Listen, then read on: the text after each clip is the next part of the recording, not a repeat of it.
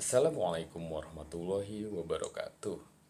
Kepada rekan-rekan mahasiswa dan tutor yang saya hormati, pertama-tama marilah kita bersyukur kehadirat Tuhan Yang Maha Esa atas nikmat sehat yang telah diberikan kepada kita semua.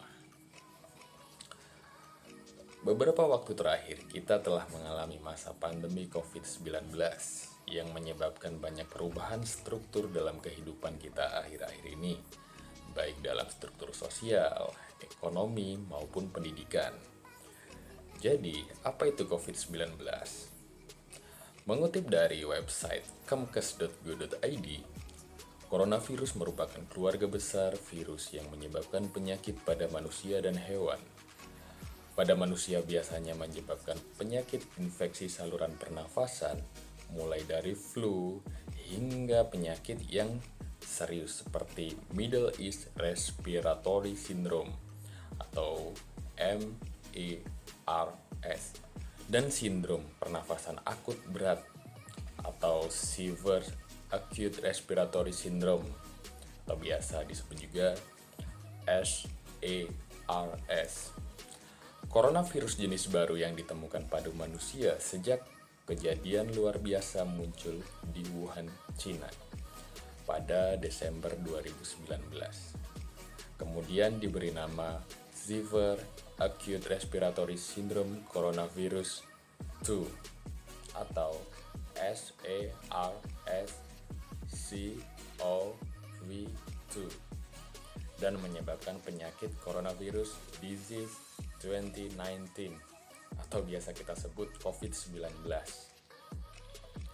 Seperti penyakit pernafasan lainnya, COVID-19 dapat menyebabkan gejala ringan termasuk pilek, sakit tenggorokan, batuk, dan demam.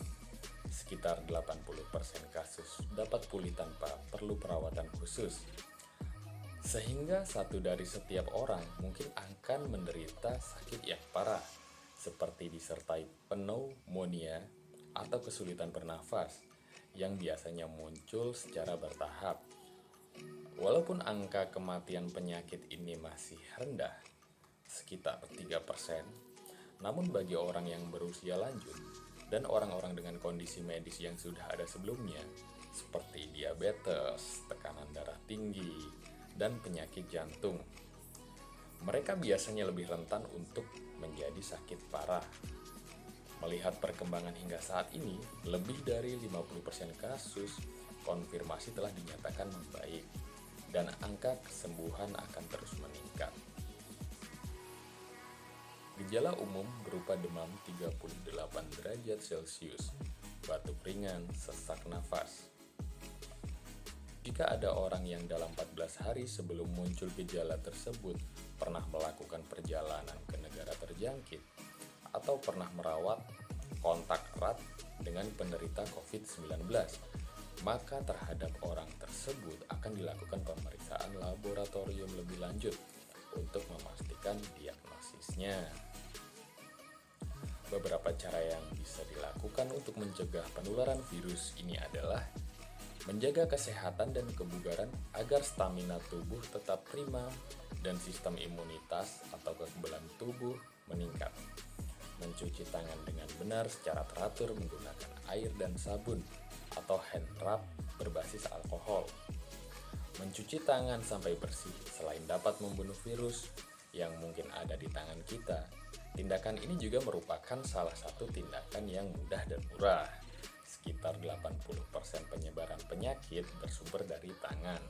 Karena itu, menjaga kebersihan tangan adalah hal yang sangat penting. Ketika batuk dan bersin, tutup hidung dan mulut Anda dengan tisu atau lengan atas bagian dalam, bukan dengan telapak tangan. Hindari kontak dengan orang lain atau bepergian ke tempat umum. Hindari menyentuh mata, hidung, dan mulut pada bagian segitiga wajah.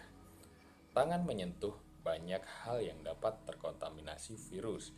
Jika kita menyentuh mata, hidung, dan mulut dengan tangan yang terkontaminasi, maka virus dapat dengan mudah masuk ke tubuh kita. Gunakan masker dengan benar hingga menutupi mulut dan hidung ketika Anda sakit atau berada di tempat umum. Buang tisu dan masker yang sudah digunakan ke tempat sampah dengan benar, lalu cucilah tangan Anda. Menunda perjalanan ke daerah atau negara di mana virus ini ditemukan. Hindari bepergian keluar rumah saat Anda merasa kurang sehat, terutama jika Anda merasa demam, batuk, dan sulit bernafas. Segera hubungi petugas kesehatan terdekat dan mintalah bantuan mereka.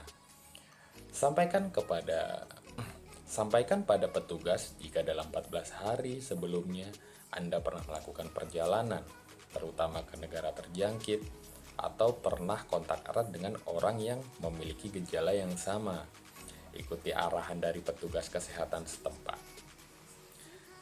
Nah, demikian penjelasan dari saya tentang COVID-19. Semoga kita senantiasa diberi nikmat sehat, terhindar dari segala macam penyakit, dan selalu berupaya menjaga kesehatan. Wabillahi taufiq wa hidayah. Wassalamualaikum warahmatullahi wabarakatuh.